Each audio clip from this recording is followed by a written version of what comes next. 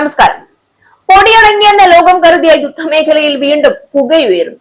സ്വിറ്റ്സർലൻഡിന്റെ സമാധാന താഴ്വരകളിൽ പ്രതീക്ഷയുടെ വിത്ത് വിതയ്ക്കാനെത്തിയ America Iran ചർച്ചകൾ തകർന്നു വീണതോടെ പശ്ചിമേഷ്യയുടെ ആകാശത്ത് വീണ്ടും ആശങ്കയുടെ കരിമേഘങ്ങൾ കലക്കുകയാണ്.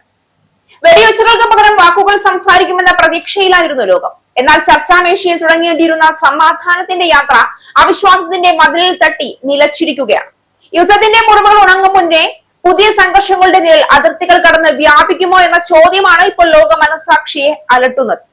സ്വിറ്റ്സർലൻഡിൽ നടന്ന ഇറാൻ US ചർച്ചയ്ക്കിടെ US പ്രസിഡന്റ് ഡൊണാൾഡ് ട്രംപ് ഭീഷണികളെ തുടർന്ന് ഇറാൻ പ്രതിനിധികൾ ചർച്ചയിൽ നിന്ന് ഇറങ്ങിപ്പോക്ക് നടത്തിയെന്ന് ഇറാനിയൻ മാധ്യമങ്ങൾ റിപ്പോർട്ട് ചെയ്തിരുന്നു.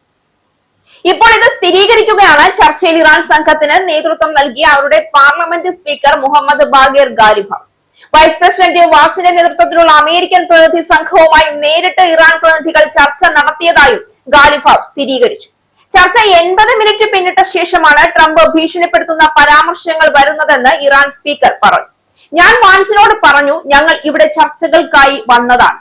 ഒപ്പിട്ട കരാറിലെ ആദ്യത്തെ വ്യവസ്ഥ തന്നെ പറയുന്നത് ഭീഷണികളോ നിർബന്ധിത നടപടികളോ പാടില്ല എന്നാണ്. എന്നിട്ടും ഇന്ന് നിങ്ങളുടെ പ്രസിഡന്റ് ഭീഷണിപ്പെടുത്തിയിരിക്കുന്നു. ഭീഷണികൾക്കോ സമ്മർദ്ദങ്ങൾക്കോ കീഴിൽ ഞങ്ങൾ ചർച്ച നടത്തില്ല എന്ന് മനസ്സിലാക്കുക. ശേഷം ഞങ്ങൾ ചർച്ചകൾ അവസാനിപ്പിച്ച് യോഗത്തിൽ നിന്ന് ഇറങ്ങിപ്പോയി, പിന്നെ തിരികെ പോയില്ല എന്നാണ് ഗാലിബാഫ് ഇറാനിയൻ മാധ്യമങ്ങളോട് പ്രതികരിച്ചത്. അതുവരെ നടന്ന 80 മിനിറ്റ് നീണ്ട ചർച്ചകളുടെ ഫലമായിരുന്നു പാകിസ്ഥാൻ ഖത്തറും സംയുക്തമായി പുറത്തുവിട്ട പ്രസ്താവനയെന്നും അദ്ദേഹം കൂട്ടിച്ചേർത്തു. പിന്നീട് അമേരിക്കൻ പക്ഷം ഇടനിലക്കാർ വഴി മറ്റൊരു കൂടിക്കാഴ്ച ആവശ്യപ്പെട്ടെങ്കിലും തങ്ങൾ അത് നിരസിച്ചു എന്നും അദ്ദേഹം കൂട്ടിച്ചേർക്കുന്നുണ്ട്. ഖത്തറും പാകിസ്ഥാനും ഇടനിലക്കാരായി ഞങ്ങളെ സമീപിച്ചു. അവരോട് സംസാരിക്കാമെന്ന് ഞങ്ങൾ പറഞ്ഞു. എന്നാൽ അമേരിക്കൻ പക്ഷവുമായി നേരിട്ട് സംസാരിക്കില്ല എന്നും അറിയിച്ചു എന്നും ഗാലിബാഫ് കൂട്ടിച്ചേർത്തു. കരാറിലെ വ്യവസ്ഥകൾക്കപ്പുറമുള്ള പ്രസ്താവനകളെ ചർച്ചകൾ മുന്നോട്ട് കൊണ്ടുപോകാൻ സഹായിക്കില്ല എന്ന് ഇറാൻ പ്രസിഡന്റ് മസൂദ് പെസിഷ്കിയാനും പറഞ്ഞു. സംഭാഷണങ്ങളുടെ ഫലപ്രാപ്തി സംബന്ധിച്ച വ്യവസ്ഥകളോടുള്ള പൂർണ്ണമായ പ്രതിബദ്ധതയെയും അവയുടെ കൃത്യമായ നടപ്പാക്കലിനെയും ആശ്രയിച്ചിരിക്കുന്നു എന്നും അദ്ദേഹം വ്യക്തമാക്കി.